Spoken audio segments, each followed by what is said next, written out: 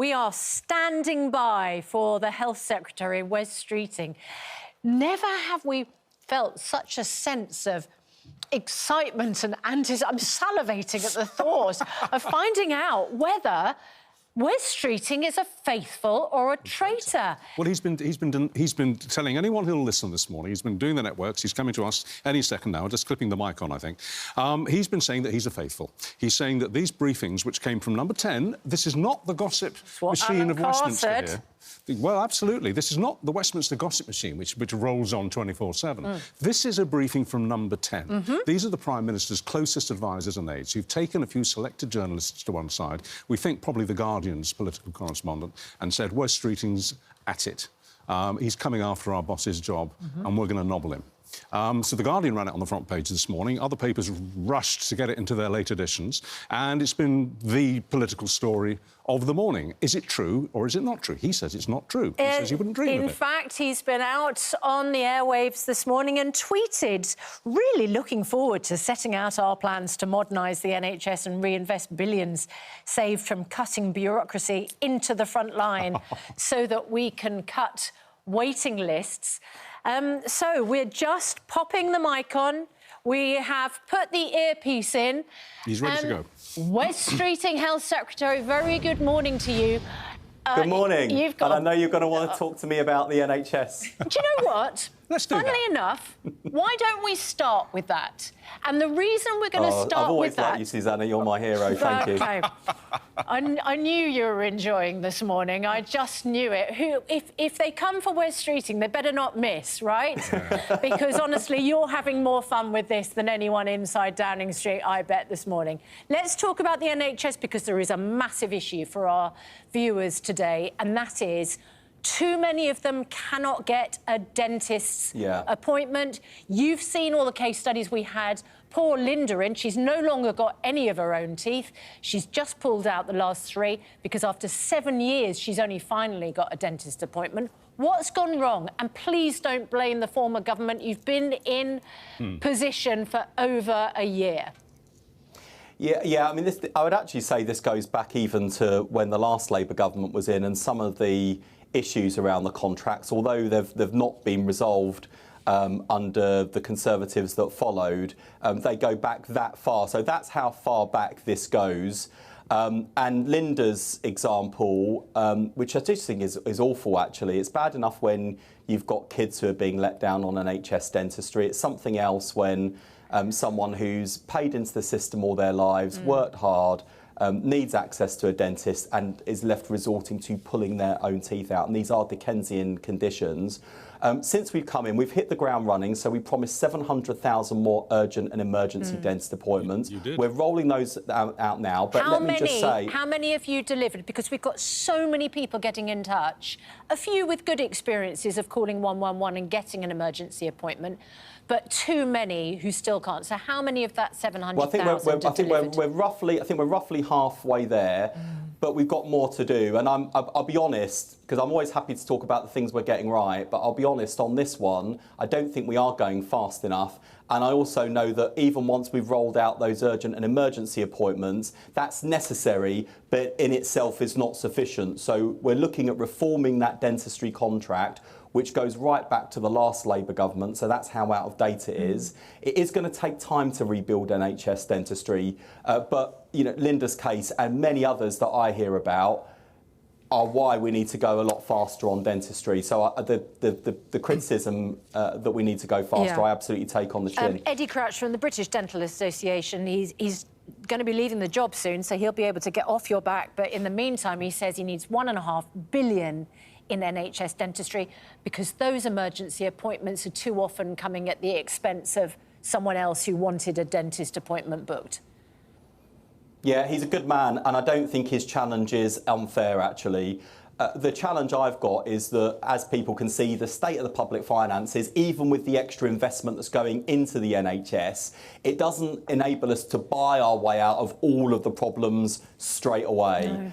And that is why, as well as the action we're taking to deliver on our manifesto, one of the things that I'm announcing today is the abolition of the biggest quango in the world, NHS England, and reducing the size of the new combined head office for the NHS by about half, going after cuts to the layers of management and bureaucracy which drive patients and frontline staff crazy, because that will free up an extra £1 billion a year that we can invest in our frontline services. So change does take time, but that's the thing that sort of spurs me on, really, is that I'm proud of some of the things we've done in our first year.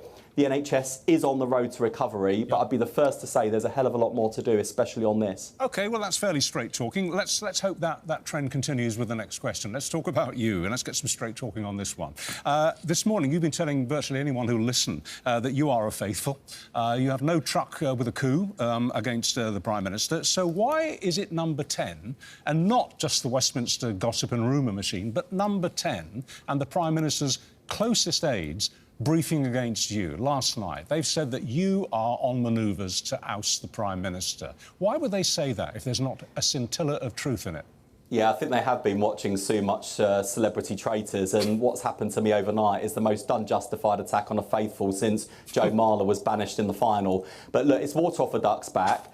I'm afraid this sort of briefing is not unknown in politics. In fact, I think about some of the cabinet colleagues who've been briefed against: Angela Rayner, Lucy Powell, Bridget Phillipson, Lisa and Andy. At least they're picking on one of the blokes this time, so I admire their commitment to gender equality. What I can tell you is that this doesn't reflect the Prime Minister's style of leadership. It doesn't reflect his view, and whoever's doing this can see right now, as we're having this conversation, that where we could have been talking about what Labour's delivering on the NHS, instead you, not unreasonably, are asking me about briefing that has come from Downing Street, and that's why it's self-defeating and juvenile. And you, not unpredictably, are denying it, because I think every interview that I've ever done in the last 40 years with politicians who've been tipped to be on manoeuvres against their leader always deny it until they actually make their pitch. So I'd expect you to say that, which is not the same as saying that I don't believe you, but I just would expect you.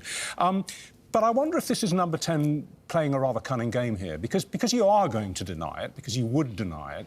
They're basically getting their retaliation in first, aren't they? They've actually scuppered any leadership ambitions you might have currently, because you've got to say no.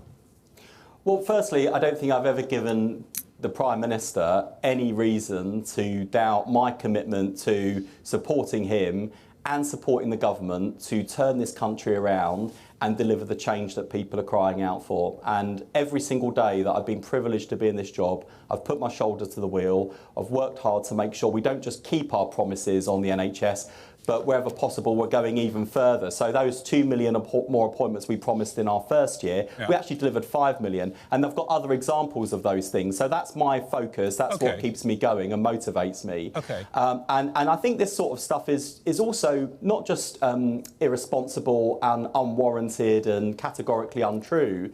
What really made me angry this morning is some of the stuff that's come from Downing Street saying the Prime Minister's fighting to save his own job. No, he's not. He's fighting to turn the country around. In fact, the last time I saw the Prime Minister was on Monday night, where a small group of us in the Cabinet got together with him to talk about how we tackle the scourge of violence against women and girls. That's what he's focused on. One last quick question.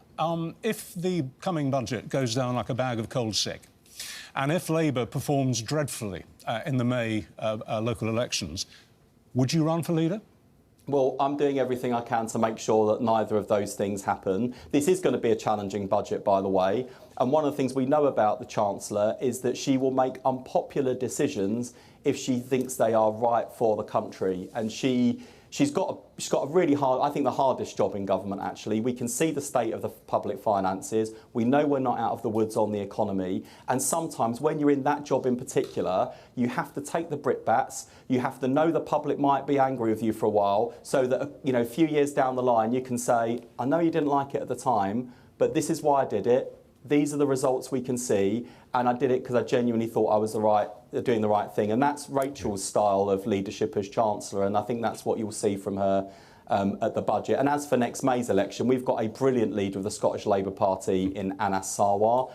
He is a credible candidate for First Minister of Scotland. He is the only person capable of delivering the change that Scotland needs after nearly 20 years of SNP failure. We've got a Labour government in Wales that is delivering for the people of Wales, especially now there's a Labour government in Westminster. Together, we're cutting waiting lists in England and Wales. They're not in Scotland. So we've got a good story to tell. And what I'd say to the silly number 10 briefer is that every time they put these sorts of things out, whether it's about me or anyone else, to be honest, it distracts from telling what I think is a positive story for Labour to tell. It stops us getting a Labour argument across, and that's why it's not just juvenile, it's self-defeating. Can I just You've also ask got a West Plaid Streeting... Cymru MP in Wales. But, can I just ask, are you do you know who the briefer is? No. If I did, I'd tell the Prime Minister and the Prime Minister would sack them. Because that's the other thing I know about this Prime Minister. Nothing grinds his gears more than this kind of like Westminster bubble stuff and the briefing to newspapers. It's that you don't see him angry often, but at cabinet meetings, the only time I've seen him really angry is when there have been briefings against colleagues. I don't think this is his style of leadership. Are you saying there's someone inside Number 10, close to the Prime Minister, who is briefing against other people in the cabinet, and the Prime Minister has absolutely no idea that it's going on? I think if the Prime Minister knew who it was, he would sack them. And obviously there is someone in Sorry, that wasn't my Downing... question. Are you saying that you think the Prime Minister has no idea who this person is? Yeah, I think, honestly, if the Prime Minister knew who it was, So the Prime Minister has he would lost sack control of his own people within Number 10 Downing Street? I wouldn't put it like that. I would say that there are some people in Downing Street who evidently do not model the behaviours and style of leadership that the Prime Minister models. And so the Prime Minister should find out who this person is and sack them? Oh, look, my advice to the Prime Minister this morning is don't waste a single minute thinking about any of this nonsense. Keep doing what he's doing. Keep rolling his sleeves up, keep attacking the problems that are facing this country and deliver the change this country is crying out for. That is the only thing that really matters. This stuff is like Westminster bubble nonsense. But it's not Water very, for ducks back. It's not very stable government, is it?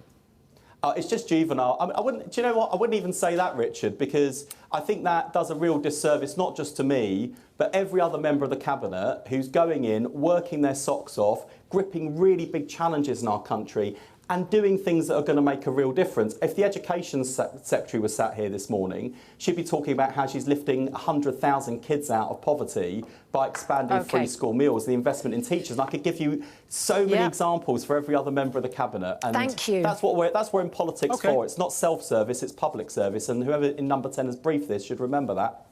OK. Thank you. Good to talk to you, West Streeting. Thanks very much indeed. Thanks a lot. Thank you. 8